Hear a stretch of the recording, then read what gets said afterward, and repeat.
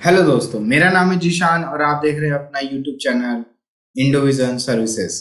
दोस्तों, आज का जो टॉपिक है वो हमारा बहुत ही इंटरेस्टिंग होने वाला है, क्योंकि आज हम ऐसे टॉपिक के बारे में बात करते हैं जो कि हर बिजनेसमैन अपने सारे लेन देन को रिकॉर्ड करने के लिए उस सॉफ्टवेयर का यूज़ करता है और वो सॉफ्टवेयर काफ़ी फेमस है। आप समझ गए होंगे मैं tally.erp9 के बारे में बात करने वाला हूँ। तो चलिए चलते हैं, उसके बारे में कुछ जानते हैं। ठीक है, तो सबसे पहले दोस्तों हम देखते हैं कि हमारा जो चैप्टर नंबर है वो 2 है और उसका टॉपिक जो नेम है, हम फीचर्स ऑफ टैली के फीचर्स के बारे में बात करने वाले हैं। तो हम जो शुरू करते हैं,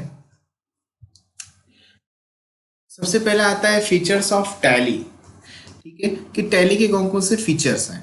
तो टैली के 3 फीचर हैं। सबसे पहला फीचर जो है वो अकाउंटिंग फीचर है, दूसरा जो है वो इन्वेंट्री फीचर है, तीसरा जो है वो टैक्सेशन फीचर है।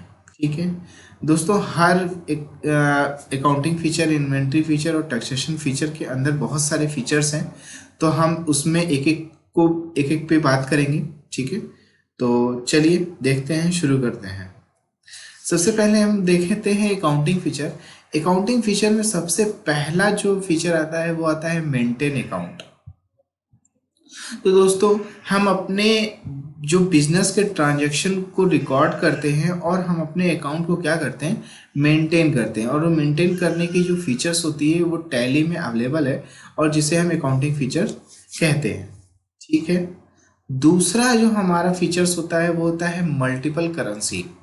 दोस्तों, जो मल्टीपल करेंसी जो फीचर टैली में दिया गया है वो इसलिए दिया गया है क्योंकि बहुत सारे ऐसे हमारे ट्रांजैक्शन होते हैं जो एक ऐसी जगह से होते हैं जहां हमारी सेम करेंसी नहीं होती, तो उस कंडीशन में हमें प्रॉफिट और लॉस निकालने में प्रॉब्लम होती है।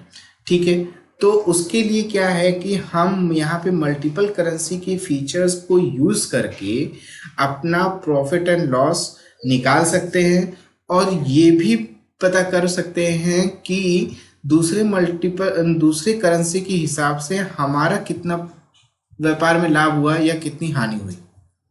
ठीक है, तीसरा हमारा फीचर है दोस्तों income and expense, profit and loss. Income and expense का मतलब होता है आय या खर्च, या प्रॉफिट एंड लॉस या लाभ या हानि। तो हमारे अकाउंटिंग फीचर में ये फीचर अवेलेबल है कि हम इसमें ये पता कर पाते हैं कि हमारी कितनी इनकम हुई, कितने एक्सपेंस हुए, या हमारा जो व्यापार है वो कितने प्रॉफिट में है या कितने लॉस में है। इन सभी को पता करने के लिए हमारा अकाउंटिंग फीचर जो है वो टैली में अवेलेबल है। ठीक है दोस्तों, उम्मीद करता हूँ आपको समझ में आ रही होगी सारी बातें। नेक्स्ट है हमारा 4th पॉइंट है मेंटेन बिल वाइज डिटेल। दोस्तों, मेंटेन बिल वाइज डिटेल हम जो फीचर है वो बहुत ही इंपॉर्टेंट फीचर है बिजनेस पर्पज से, और चूंकि अकाउंटिंग फीचर में इसको डाला गया है और ये इतना इम्पोर्टेंट फीचर है कि समझ लीजिए आप मेंटेन बिल वाइज डिटेल, हम इसका यूज़ कब करते हैं, हमेशा ही करते हैं, क्योंकि जब भी आप किसी सेल करते हो या कोई परचेस करते हो तो उसकी जो बिल की जो डिटेल होती है वो हम उसमें फिल करते हैं, ताकि हम बिल के हिसाब से, बिल नंबर के हिसाब से ही उसको आगे ट्रेस कर पाते हैं और उसकी रिसीव, अगर पेमेंट आती है तो हम उसे चढ़ा पाते हैं, और अगर हमें रिसीव कर पाते हैं या हम किसी को पेमेंट करते हैं तो हम उसी हिसाब से उसमें मेंटेन कर पाते हैं अपने अकाउंटिंग फीचर में। तो ये जो मेंटेन बिल वाइज डिटेल है ये अकाउंटिंग फीचर में भी अवेलेबल है। ठीक है, नेक्स्ट बात करते हैं दोस्तों इंटरेस्ट कैलकुलेशन। इंटरेस्ट कैलकुलेशन दोस्तों क्या होता है कि इंटरेस्ट कैलकुलेशन मतलब होता है कि हम व्यापार में बहुत सारे ऐसे लेन देन होते हैं जिसमें हमें इंटरेस्ट लेना होता है या देना होता है। सपोज करिए कि आपने कोई सामान, कोई गुड्स किसी को सेल किया और आप उससे एक टाइम लिमिट देते हो कि अगर आप 10 दिन में इसके पैसे नहीं दोगे तो उस दिन से हमारा इंटरेस्ट लगने लगेगा, या आप किसी को कुछ लोन वगैरह इंटरेस्ट पे देते हो, तो उन सारे कैलकुलेशंस को करने के लिए ये फीचर टैली के अकाउंटिंग फीचर में अवेलेबल है। तो आप इसकी मदद से आप अपने सारे इंटरेस्ट कैलकुलेशन को कैलकुलेट कर सकते हो चाहे वो 365 डेज के हों या कैलेंडर टाइप हो या कोई मंथ वाइज हो, वीकली हो, आप हर तरीके से इसमें इंटरेस्ट कैलकुलेशन कर सकते हैं। ठीक है दोस्तों, नेक्स्ट हमारा टॉपिक है पेरोल। पेरोल दोस्तों क्या होता है कि जब भी कोई पेरोल मैक्सिमम जो होता है, कभी भी कोई भी कंपनी अगर इस्टेब्लिश होती है तो वहाँ पे बहुत सारे एम्प्लॉय काम करते हैं। जब उन एम्प्लॉयों को काम पे रखा जाता है या उनकी ज्वाइनिंग कराई जाती है, हायरिंग कराई जाती है, तो उनकी बहुत सारी इंफॉर्मेशन डिटेल्स होती है जिनको हमें फिल करना होता है, अपने पास रिकॉर्ड के रूप में रखना होता है। जैसे उनकी जनरल इंफॉर्मेशंस, उनके name, address, contact number and उनके सर्टिफिकेट्स वगैरह, और उनके जो ब्लड ग्रुप है, और उनकी पासपोर्ट, उनका कॉन्ट्रैक्ट डेट, उसका उनका कॉन्ट्रैक्ट एक्सपायरी डेट, बहुत सारी चीज़ें आप जो है उसमें देखते हो। तो और इस पेरोल में आप ये भी देखते हैं कि जो है आपकी जो सैलरी मैनेजमेंट होती है, जो आपकी सैलरी निकलती है, ठीक है, पर मंथ, तो वो कैलकुलेट हमारी पेरोल के हिसाब से ही होती है, क्योंकि वो जो सैलरी होती है वो आपके अटेंडेंस पर डिपेंड करती है कि आपका जो 26 वर्किंग डेज होता है, 4 संडे आप नॉर्मली निकाल के 26 वर्किंग डेज में बात करते हैं, तो नॉर्मली वो पेरोल जो होता है वो वर्किंग डेज पे ही काउंट होता है। तो आप उसको सैलरी कैसे देना चाहते हैं, वीकली देना चाहते हैं, मंथली देना चाहते हैं, तो उस हिसाब से आप उसको मैनेज कर सकते हैं और उसकी अटेंडेंस को भी मेंटेन कर सकते हैं। और ये सारे फीचर्स जो हैं वो अकाउंटिंग फीचर में अवेलेबल है। ठीक है, नेक्स्ट हम बात करते हैं credit note and debit note. Credit note and debit note क्या होता है दोस्तों? जैसे कि कभी भी कोई सामान खरीदा जाता है या कोई सामान बेचा जाता है, तो उस कंडीशन में हमारा कोई सामान अगर हमने खरीदा है तो हम उसका कुछ हिस्सा वापस करते हैं, या हमने कोई सामान बेचा है तो हम उसका कुछ हिस्सा वापस लेते हैं। इट मीन्स मैं बात कर रहा हूँ सेल रिटर्न और परचेस रिटर्न। सेल रिटर्न और परचेस रिटर्न के केस में जो है हमारे पास ये हमें शो कराना होता है कि क्रेडिट नोट और डेबिट नोट ये होता है टैली में। तो इसी से हम परचेस रिटर्न और सेल्स रिटर्न को के एंट्री को रिकॉर्ड करते हैं। ठीक है, तो इससे रिलेटेड सारे टॉपिक्स हम अभी देखेंगे। तो क्रेडिट नोट और डेबिट नोट जो होता है उसका क्रेडिट नोट का शॉर्टकट कंट्रोल F8 होता है और डेबिट नोट का शॉर्टकट कंट्रोल F9 होता है। क्रेडिट नोट जो होता है वो सेल्स रिटर्न को प्रेजेंट करता है और डेबिट नोट परचेस रिटर्न को। ठीक है, नेक्स्ट हमारा टॉपिक है budget and control. Budget and control क्या होता है दोस्तों? बजट के बारे में बात कर लेते हैं सबसे पहले। तो बजट जो होता है वो हमारा एक एक्सपेक्टेड रिपोर्ट होती है। कोई भी काम को करने से पहले हम एक बजट तैयार करते हैं और हम ये देखते हैं कि हमारा उस बजट में सारा काम सही तरीके से हो पा रहा है कि नहीं। या उस बजट को तैयार करने के बाद आपको दो चीज़ें पता चलेंगी, या तो आपका बजट सही है या तो आपका बजट गलत है। तो अगर आपका बजट सही है तो ठीक है, अगर आपका बजट गलत है तो कितना गलत है। या मैंने ऐसा तो नहीं कि ज़्यादा पैसों का बजट बना दिया और एक्सपेंस कम हुए, या मैंने एक्सपेंस ज़्यादा कर दिया पैसे कम रख दिए। तो ये सब बजट, हम सारे बजट को हम अकाउंटिंग फीचर में देख पाते हैं और बना पाते हैं कोई भी काम करने से पहले। बजट एक हमारी एक्सपेक्टेड रिपोर्ट होती है। कंट्रोल का यहाँ पे सेंस ये है कि हम अपने जो खर्चे एक्सपेंस है उनको हम कंट्रोल कर सकते हैं। कैसे कर सकते हैं? इसमें हम कंट्रोल में एक टॉपिक देखते हैं क्रेडिट लिमिट की। जैसे हम किसी व्यक्ति को बहुत अच्छी तरह नहीं जानते हैं और उसको हम ज़्यादा उधार नहीं देना चाहते, तो हम क्या करते हैं कि उसके अकाउंट में हम क्रेडिट लिमिट का एक ऑप्शन आता है टैली में, उसको हम सेट कर देते हैं, जिससे कि हम उस अमाउंट से ज़्यादा उसको हम क्रेडिट सामान नहीं दे पाते। उसके बाद हम उसको कैश ही देंगे। तो ये सब चीज़ों से हमारा जो क्या होता है, कंट्रोल होता है। तो ये सब सारे फीचर्स हमारे अकाउंटिंग फीचर में अवेलेबल है। नेक्स्ट हमारा बैंकिंग है। बैंकिंग के सारे फीचर्स आपके अवेलेबल हैं tally.erp9 में, और वो सारे बैंकिंग के फीचर जो होते हैं अकाउंटिंग फीचर में आते हैं। जैसे कि आपके बैंक के ट्रांजैक्शन, बैंक से पैसा जमा करना निकालना, ठीक है, डिपॉजिट एंड विड्रॉ, एंड आप उसमें आप पोस्ट डेटेड चेक की एंट्री डालते हो और रिकॉन्सिलेशंस करते हो। तो ये सब सारे जो बैंकिंग सेक्टर के जो टर्म है वो भी अकाउंटिंग फीचर में अवेलेबल हैं। तो आप बहुत अच्छे तरीके से अपने अकाउंट को मेंटेन कर सकते हो। नेक्स्ट हमारा जीरो वैल्यू होता है। जीरो वैल्यू ट्रांजैक्शन होते हैं दोस्तों, पूरा नाम इसका जीरो वैल्यू ट्रांजैक्शन होता है। तो इसमें क्या होता है, जीरो वैल्यू से आप समझ जाते हो कि जीरो वैल्यू ट्रांजेक्शन है। तो इसमें होता क्या है कि हम जो है बहुत सारे ऐसे आप सामान देखते होगे जो आपको कुछ मुफ्त मिलते हैं। एक सामान के साथ बाई वन गेट वन का होता है। तो बाई वन गेट वन तो आपको तो वो सामान मुफ्त में मिल रहा है, लेकिन कंपनी ने उस सामान को परचेस किया है। वो किसी कंडीशन में, किसी मजबूरी के तहत वो सामान आपको फ्री में दे रहे हैं। या तो हो सकता है कि जो आप एक सामान परचेस कर रहे हो उसी में इसका प्राइस इंक्लूड हो, या तो फिर कुछ और वजह हो। तो उन सारी एंट्रियों को दिखाने के लिए हम जीरो वैल्यू ट्रांजेक्शन का यूज करते हैं। नेक्स्ट जो हमारा फीचर्स आने वाला है दोस्तों, वो हमारा आने वाला है इन्वेंट्री फीचर। इन्वेंट्री फीचर के बारे में बात करते हैं दोस्तों। सबसे पहला होता है accounts and inventory. Accounts and inventory जो होता है वो हमारा क्या होता है, अकाउंट्स को मेंटेन करने के बाद हमारा सेकंड पार्ट आता है इन्वेंट्री। अकाउंट्स में तो हमने अपने नॉर्मली अकाउंट्स एंड मैनेज कर लिए, मेंटेन कर लिए, एंड सेकंड हमारा इन्वेंट्री भी आता है सेम उसी में, क्योंकि इन्वेंट्री जो होता है हमारा स्टॉक से रिलेटेड होता है, स्टॉक आइटम से रिलेटेड होता है कि हमारा कौन सा स्टॉक आइटम है, कितनी क्वांटिटी में है, क्या प्राइस रेंज है, कहाँ पे रखा है, बहुत सारे क्वेश्चंस होते हैं।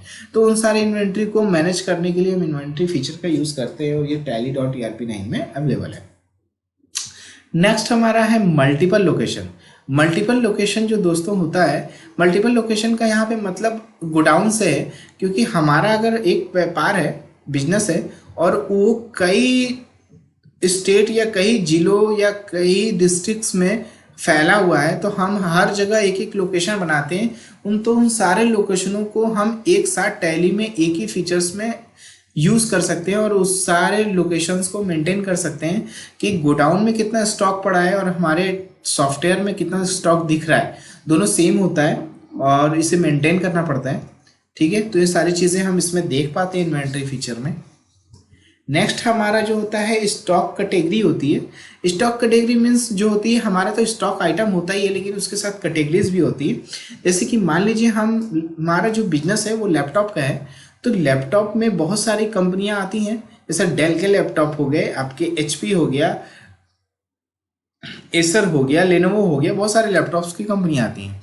लेकिन हर लैपटॉप का साइज अलग अलग होता है हर कंपनी का, और हर साइज में आपके कॉन्फ़िगरेशन भी हर किसी का चेंज होता है। किसी में 4 GB रैम होते हैं, किसी में 2 GB रैम होते हैं, ठीक है, किसी में 1 TB हार्ड डिस्क होती है, किसी में 2 TB हार्ड डिस्क होती है।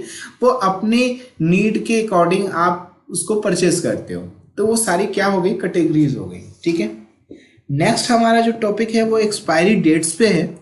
एक्सपायरी डेट्स दोस्तों क्या होता है, जैसे कि मान लीजिए कोई मेडिकल की शॉप है हमारी, और उस पर अगर हम टैली फीचर्स में सारी चीज़ों को रिकॉर्ड करते हैं, तो हमें एक्सपायरी डेट्स को रिकॉर्ड करना बहुत ही ज़रूरी है, क्योंकि मेडिकल जो है, मेडिकल के लिए आपको एक्सपायरी डेट का फीचर्स का यूज़ करना बहुत ही ज़रूरी हो जाता है। क्योंकि दोस्तों ये बहुत ज़रूरी है कि हम अपने कस्टमर को एक्सपायरी डेट जिनका हो गया, जिन दवाइयों का, जिन मेडिसिन का, उनको हम सेल ना करें, क्योंकि इससे दोनों को प्रॉब्लम हो सकती है। या आपका कोई जो है कुछ भी आप सेल ऐसा करते हो जिसकी एक्सपायरी डेट बहुत इंपॉर्टेंट होती है, तो उन सारी चीज़ों को हम एक्सपायरी डेट फीचर्स में मेंटेन करते हैं, और ये हमारा इन्वेंट्री फीचर में होता है, अवेलेबल होता है, और ये tally.erp9 की बहुत अच्छी चीज़ है।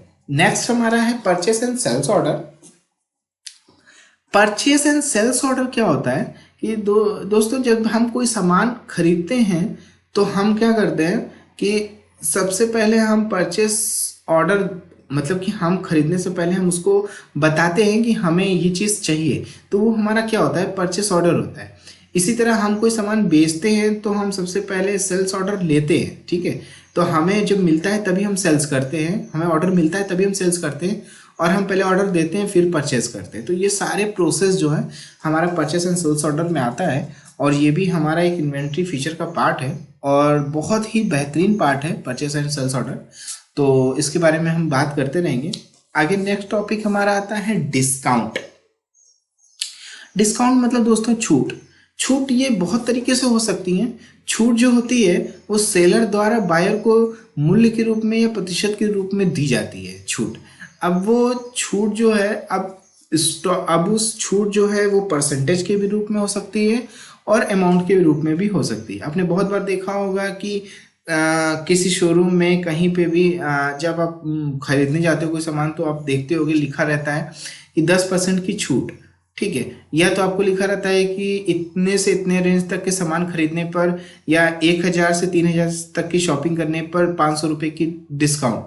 तो इस तरीके के सारे डिस्काउंट्स को हम मेंटेन इसी डिस्काउंट फीचर्स की मदद से ही करते हैं जो कि हमारा इन्वेंट्री फीचर में अवेलेबल है, ठीक है। और ये tally.erp9 का फीचर्स भी है। तो नेक्स्ट हम बात करते हैं additional cost of purchase. Additional cost of purchase दोस्तों क्या होता है, जैसे कि हम कोई सामान खरीदते हैं तो खरीदने उस सामान के साथ जो हमारा एडिशनल कॉस्ट लगा है उसी फीचर्स को, उसी चीज़ को हम इस फीचर्स में रिकॉर्ड करते हैं।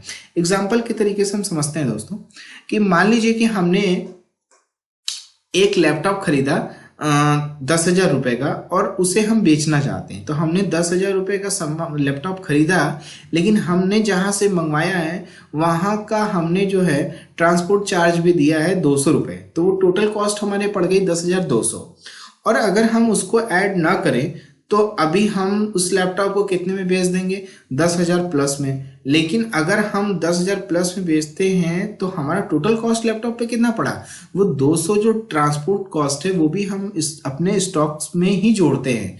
तो इसलिए अभी एक स्टॉक है, 2 स्टॉक है तो हम आराम से जोड़ पा रहे हैं। लेकिन अगर 100-200 की क्वांटिटी में अगर हमारा कोई सामान है तो उसको हम ऐसे जोड़ पाना मुश्किल है। तो उसलिए हम एडिशनल कॉस्ट ऑफ परचेज एक इन्वेंट्री फीचर है जो कि tally.erp9 में अवेलेबल है, उससे उसी की मदद से हम ये पता कर पाते हैं कि हर एक स्टॉक आइटम पे ट्रांसपोर्ट का, कैरेज का, वेजेस के सारी चीज़ों को जोड़ने के बाद हमारा एक आइटम पर कितना कॉस्ट पड़ा, ताकि उस पर हम प्रॉफिट रखकर बेचेंगे तभी हमारा व्यापार में लाभ होगा। नेक्स्ट हमारा है multiple price level. Multiple price level का दोस्तों फीचर्स हम तब यूज़ करते हैं जब हम एक मैन्युफैक्चरर रहते हैं, क्योंकि मैन्युफैक्चरर के लिए क्या होता है कि मैन्युफैक्चरर के पास 2 तरीके के लोग पहुंचते हैं। एक तो पहुंचता है होलसेलर और दूसरा पहुंचता है रिटेलर। ये अपने अपने यूज़ के ऊपर है। तो मैंने मैन्युफैक्चरर लेके चल रहा हूँ, तो आपको समझाने के लिए एग्जाम्पल के तौर पर कि एक मान लीजिए कि कोई एक मैन्युफैक्चरर है, मान लीजिए लैपटॉप का कोई मैन्युफैक्चरर है, तो उसने अगर लैपटॉप के डेल का लैपटॉप वो बनाता है तो उसके क्या 2 तरीके के लोग परचेस करने जाएंगे, एक तो होलसेलर, एक डिस्ट्रीब्यूटर, ठीक है। तो होलसेलर जो है हमेशा क्वांटिटी लार्ज अमाउंट में उठाता है और डिस्ट्रीब्यूटर थोड़ा कम क्वांटिटी उठाता है, ठीक है। तो होलसेलर को हम कुछ अच्छे डिस्काउंट के साथ सेल करते हैं और डिस्ट्रीब्यूटर को थोड़ा कम डिस्काउंट के साथ सेल करते हैं। इसका रीजन ये है कि होलसेलर जो है जब भी वो हमसे परचेस करता है तो वो हमें बड़ा क्वांटिटी परचेस करता है, लेकिन ज़्यादा क्वांटिटी में परचेस करता है। जैसे होलसेलर जो है अगर 100 लैपटॉप खरीदता है तो उसी तरह डिस्ट्रीब्यूटर जो है 85 या 30 लैपटॉप खरीदेगा। तो जाहिर सी बात है कि हमारा जो स्टॉक ज़्यादा खरीदेगा हम उसको ज़्यादा डिस्काउंट देंगे। तो इन सारे चीज़ों को एक साथ मेंटेन करने के लिए मल्टीपल प्राइस लेवल का यूज़ करते हैं जो कि इन्वेंट्री फीचर में अवेलेबल है। नेक्स्ट हमारा ट्रैकिंग नंबर है दोस्तों। ट्रैकिंग नंबर एक बहुत ही इंपॉर्टेंट फीचर है इन्वेंट्री का। और दोस्तों मैं बताऊं कि इसके माध्यम से आप किसी भी स्टॉक को, किसी भी गुड्स को अपने पूरे टैली में ट्रेस कर सकते हो कि ये सामान कब गया, कहाँ से आया, क्योंकि एक ट्रैकिंग नंबर हर स्टॉक आइटम का, हर बिल का अलग अलग होता है। तो आपको ये पता लगाने में आसानी होगी कि वो सामान कब गया था, कहाँ गया था। इन सारी चीज़ें को यूज़ करने के लिए आपको ट्रैकिंग फीचर यूज़ करना होगा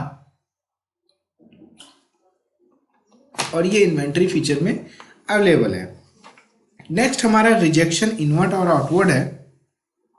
रिजेक्शन और आउटवर्ड इनवर्ट क्या होता है दोस्तों कि हम बहुत सारे सामान ऐसे परचेस ऑर्डर में, सेल ऑर्डर में लगाते हैं जो हमें वापस करना होता है। वापस करने के बहुत सारे रीज़न है, या तो हमारे पास उतना अमाउंट नहीं होता, या तो हमें कोई सामान ख़राब मिल जाता है या गड़बड़ मिल जाता है, या हमारे पास गलत सामान आ जाता है, हमने ऑर्डर किसी और का लगाया है, किसी और स्टॉक आइटम का लगाया है और कोई सामान गलती से किसी और का आ गया है, तो उस कंडीशन में हम रिजेक्शन इनवर्ट और आउटवर्ट फीचर्स का यूज़ करके हम उस सामान को आराम से भेज सकते हैं और अपने इन्वेंट्री को मेंटेन कर सकते हैं।